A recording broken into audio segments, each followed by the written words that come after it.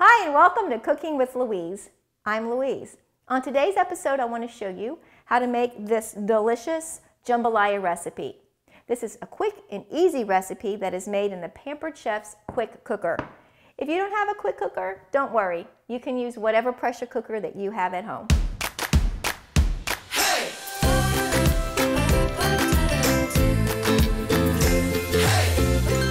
So what is a jambalaya, you might be asking? A jambalaya is simply a rice dish with meat and vegetables. It all cooks in one pot at one time. That's what I love about this recipe. So it actually originates from Louisiana, and they have influences from Spanish cooking and French cooking. So these are the ingredients that I will need for today's recipe. 3 to 4 celery stalks, a red bell pepper, garlic, onion, a can of fire roasted tomatoes with the juices, some Worcestershire sauce, some chopped chicken breasts. I used chicken tenders. You need a pound. You need some turkey sausage. The recipe actually calls for the cooked chicken sausage, but I have scoured my grocery stores and can't find that, so I'm just substituting the turkey. You'll need some chicken stock, some Creole or Cajun seasoning mix, hot sauce. My family likes spicy, so I'm adding a little bit of red pepper flakes. That's totally optional. Of course, you're going to need some rice. We need 1½ cups, and then a little bit of oil for searing. So the first thing I'm going to do to get started is start by chopping up the vegetables. So we're going to start by cutting this onion into little dices with the manual food processor. I think I'm looking at the wrong camera.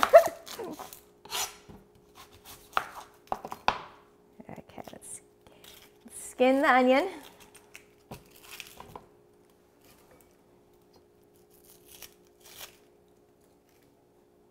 All right, we'll put that.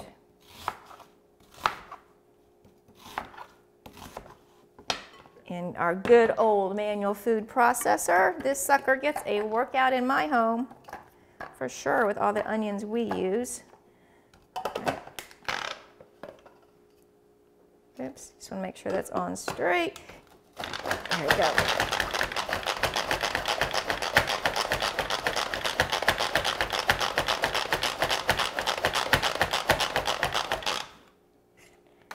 All right, so we'll add that to our bowl right here.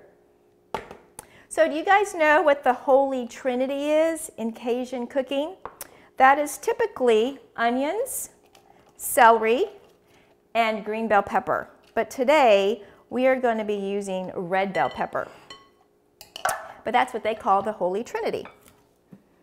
All right, so now I'm just going to cut some of the red bell pepper, and we'll throw it in the manual food processor as well.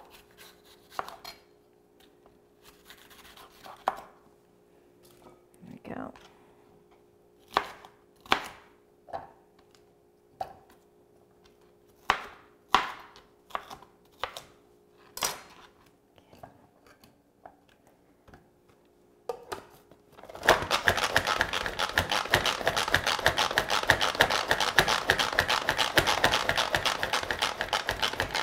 Getting a little bit of an arm workout using this food processor. There you go. So our red bell pepper is chopped nice and small. We'll add that to our bowl over here.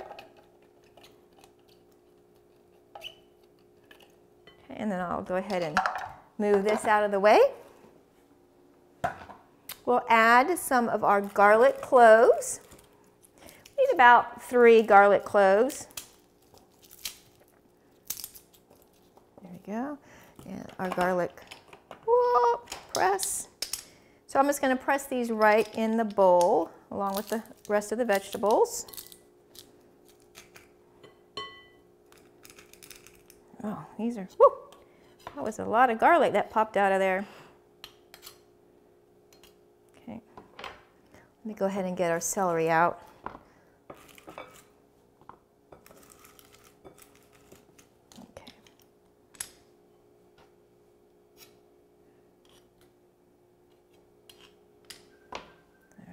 In there.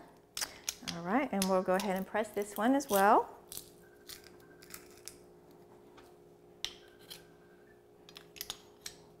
Look, I I love it when it gets stuck on the end. It makes it so much easier.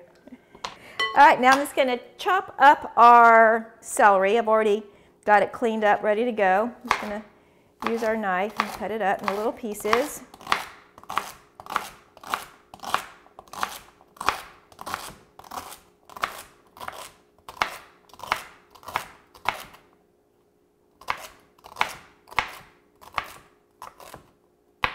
All right, and then we'll add this to the bowl as well. This recipe is all going to be cooked in my new favorite product, the Quick Cooker. Y'all know how much I love this little guy. So I have been using this in my home since it came out in September so many times. My husband even commented that we have not ever had a bad meal out of here. So to get started with this recipe, I'm going to put it on the sear mode. So you just turn it till you get to sear, and then I'm going to press start. I'm going to add a little bit of olive oil to the base of my inner pot. So this is the inner pot. I'll just show you guys right here.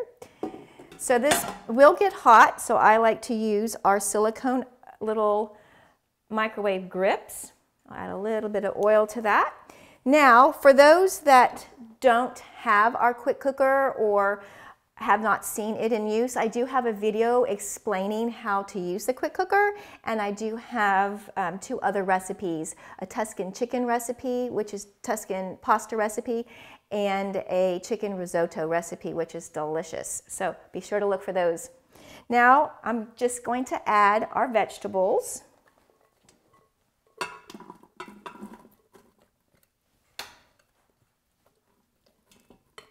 And then let this start searing and cooking for about 3 to 4 minutes.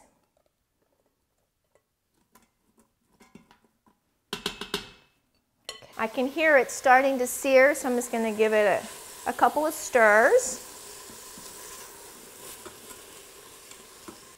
All right, so it's been about 4 minutes and the vegetables are starting to cook down. And so now it's time to add the rest of the ingredients. So I'm going to go ahead and turn this off, and then I'm going to add the turkey sausage. This is that pre-cooked turkey sausage. We'll just add that. I just cut it into little dices. Then I'm going to add the chicken tenders that I cut into little dices. Next, I'm going to add the 1½ cups of rice, the can of the fire roasted tomatoes, a tablespoon of the seasoning,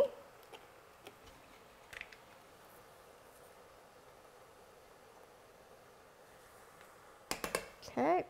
I'm going to add a teaspoon of the Worcestershire sauce,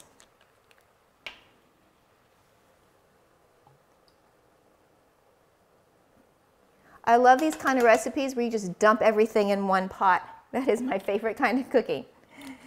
Then I'm going to add a ½ teaspoon of some hot sauce. We like spicy, so I'm actually going to add the whole teaspoon. So obviously well, actually I'm just going to shake it. We're not going to measure, we're just going to shake. Okay. There we go. I'm going to add a few red pepper flakes just to kick it up a notch. And then 2 cups of chicken stock.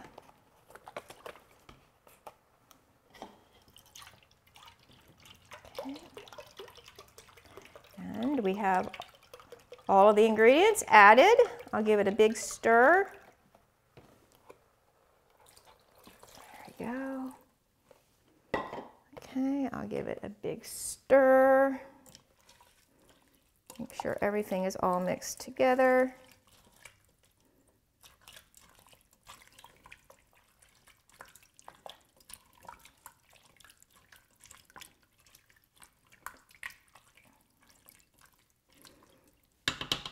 Okay, now all I'm going to do is put the lid on. A couple of things that I always make sure before I put the lid on my quick cooker is I make sure the inner seal, the silicone seal, is in place correctly.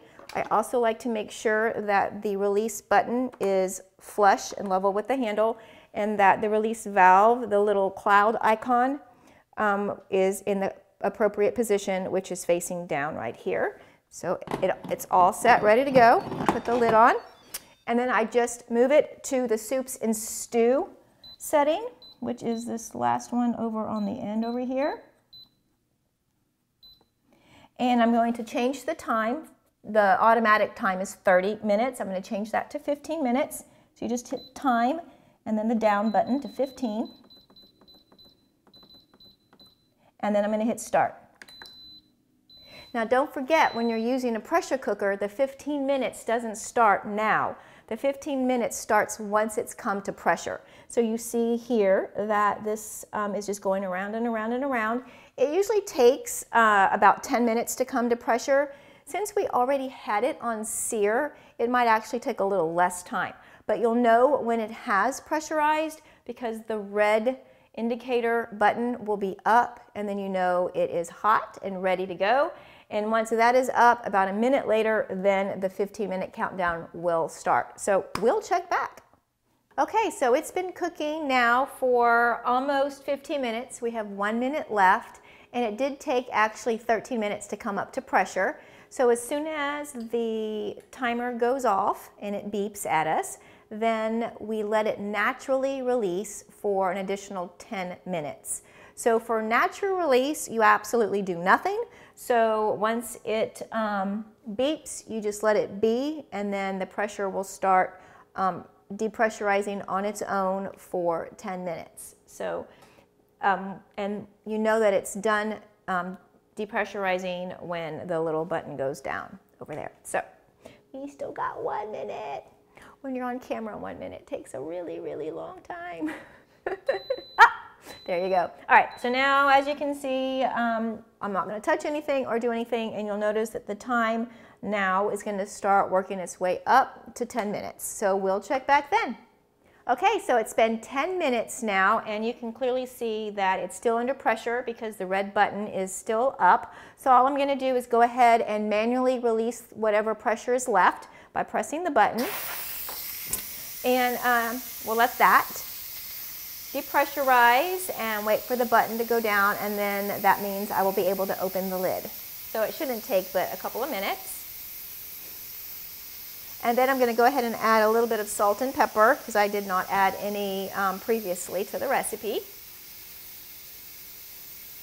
And you know what would be perfect served with this is a nice piece of cornbread with lots of butter smothered on the top. Yum! Jambalaya and cornbread. Sounds delicious. All right, so the red button has gone down, so now I'm just going to go ahead and take off the lid and add a little bit of salt and pepper. A wee little bit of pepper. Ooh, it smells really good. Give it a quick stir. There we go. And I'm going to put it in our large stoneware serving bowl. So let me just get my oven mitts on. Oh, how about if I do that? Okay, there we go. Okay, this sucker is hot and it's heavy. All right, we're just gonna put it all in here. Sorry, I know you're seeing the back end of the pot, but the only way I can hold it.